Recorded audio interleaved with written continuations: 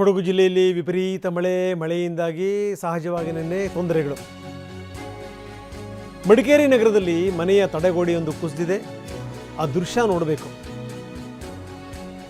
ನಿರ್ಮಾಣ ಹಂತದ ಮನೆ, ನೆಕ್ಸ್ಟ್ ಗೃಹ ಪ್ರವೇಶಕ್ಕೆ ಸಜ್ಜಾಗಿದ್ದರಂತೆ ತಡೆಗೋಡೆ ಸಮೇತ ಕುಸಿದು ಬಿತ್ತು. ಅವರು ಎಎಸ್ಐ ಅಂತ, ನಿವೃತ್ತ ಎಎಸ್ಐ ಬಿದ್ದಪ್ಪ ಅಂತ ಅವ್ರ ಹೆಸರು. ನೋಡಿ, ಬಿದ್ದಪ್ಪನವ್ರ ಮನೆ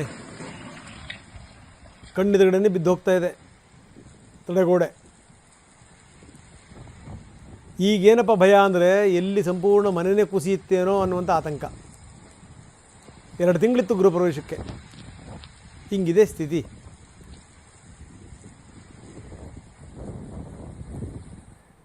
ನಮ್ಮ ಪ್ರತಿನಿಧಿ ಗೋಪಾಲ್ ಅಲ್ಲಿಂದ ಪ್ರತ್ಯಕ್ಷ ವರದಿ ಕೊಟ್ಟಿದ್ದಾರೆ, ಬನ್ನಿ ನೋಡೋಣ.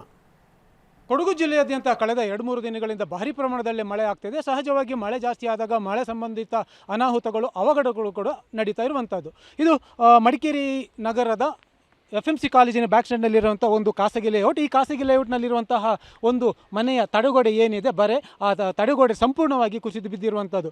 ಇದು ನಿವೃತ್ತ ಎಎಸ್ಐ ಆಗಿರುವಂತಹ ಬಿದ್ದಪ್ಪ ಎಂಬವರಿಗೆ ಸೇರಿದ ನಿರ್ಮಾಣ ಹಂತದ ಮನೆ. ಈ ಮನೆ ಈಗ ನಿರ್ಮಾಣ ಮಾಡ್ತಿದ್ದಾರೆ. ಇನ್ನೇನೊಂದು 2 ತಿಂಗಳಲ್ಲಿ ಮನೆ ಗೃಹ ಪ್ರವೇಶ ಕೂಡ ಒಂದು ಕಾರ್ಯಕ್ರಮ ಇಟ್ಕೊಂಡಿದ್ದಾರಂತೆ. ಆದರೆ ಇವತ್ತು ನಿನ್ನೆ ರಾತ್ರಿ ಸುರಿದಂತಹ ಭಾರಿ ಮಳೆಯಿಂದಾಗಿ ಇವತ್ತಿನ ಬೆಳಗಿನ ಜಾವ ಏನಾಗಿದೆ ಅಂತಂದರೆ, ಈ ಮನೆಯ ಕೆಳಬದಿಯ ಮಣ್ಣು ನಿಧಾನಕ್ಕೆ ಕುಸಿಲಿಕ್ಕೆ ಆರಂಭವಾಗಿದೆ. ಈ ಸಂದರ್ಭದಲ್ಲಿ ಈ ಮನೆಯಲ್ಲಿ ಇದ್ದಂಥವರು ಒಂದಷ್ಟು ಜನ ಅದನ್ನು ವಿಡಿಯೋ ಕೂಡ ಮಾಡಿದ್ದಾರೆ. ಆ ವಿಡಿಯೋದಲ್ಲಿ ಕೂಡ ಇವರ ಮನೆ ಹಿಂಬದಿಯ ಈ ಪೋರ್ಟಿಕ್ ಅಥವಾ ಏನು ಎಕ್ಸ್ಟ್ರಾ ಒಂದು ಕಟ್ಕೊಂಡಿದ್ರು, ಅದು ಎಲ್ಲವೂ ಕೂಡ ಈ ಬೃಹತ್ ತಡೆಗೋಡೆ ಸಮೇತ ಸಂಪೂರ್ಣವಾಗಿ ಕುಸಿದು ಬಿದ್ದಿದೆ. ಇನ್ನು ಈ ಬೃಹತ್ ತಡೆಗೋಡೆ ನೋಡಿ, ಇದು ಈ ಮನೆ ನಿರ್ಮಾಣದ ಸಮಯದಲ್ಲಿ ಕಟ್ಟಿರುವಂತಹ ತಡೆಗೋಡೆ ಸುಮಾರು 3-4 ಅಡಿಯಷ್ಟು ದಪ್ಪ ಇದೆ. ಇಷ್ಟೊಂದು ದಪ್ಪದಲ್ಲಿ ಅಂದರೆ ಇಷ್ಟೊಂದು ಗಟ್ಟಿಮುಟ್ಟಾಗಿ ಕಟ್ಟಿದರೂ ಕೂಡ ಈ ಮನೆಯ ಈ ಗೋಡೆಯನ್ನು, ಈ ಮನೆಯ ಬರೆಯನ್ನು ಕುಸಿಯೋದನ್ನು ಅದಕ್ಕೆ ತಡೀಲಿಕ್ಕೆ ಸಾಧ್ಯ ಆಗಿಲ್ಲ.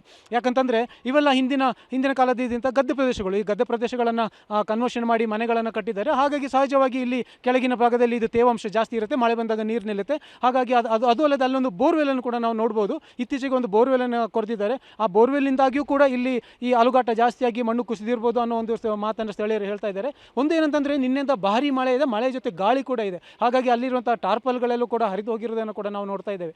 ಸದ್ಯ ಈ ಮನೆಯ ತಡೆಗೋಡೆ ಕುಸಿದು ಹೋಗಿರೋದು ಮಾತ್ರ ಅಲ್ಲ, ಈ ಮನೆ ಕೂಡ ಅಪಾಯದಲ್ಲಿದೆ. ಯಾಕಂತಂದರೆ ಮನೆಗೆ ಯಾವುದೇ ಒಂದು ಸಪೋರ್ಟ್ ಇಲ್ಲ, ಈ ಕಡೆ ಈ ಹಿಂಬದಿಯಲ್ಲಿ ಯಾವುದೇ ಒಂದು ಸಪೋರ್ಟ್ ಇಲ್ಲ. ಹಾಗಾಗಿ ಮಳೆ ಜಾಸ್ತಿ ಆದರೆ ಮನೆಯೂ ಕೂಡ ಕುಸಿಯುವಂತಹ ಒಂದು ಆತಂಕ ಇಲ್ಲಿಯ ನಿವಾಸಿಗಳನ್ನು ಕಾಡ್ತಾ ಇದೆ. ಗಣಿ ಮತ್ತು ಭೂವಿಜ್ಞಾನ ಇಲಾಖೆ ಅಧಿಕಾರಿಗಳು ಹಾಗೆ ಸ್ಥಳೀಯ ನಗರಸಭೆ ಅಧಿಕಾರಿಗಳು ಈಗಾಗಲೇ ಭೇಟಿ ನೀಡಿ ಒಂದು ಪರಿಶೀಲನೆ ಮಾಡಿದ್ದಾರೆ.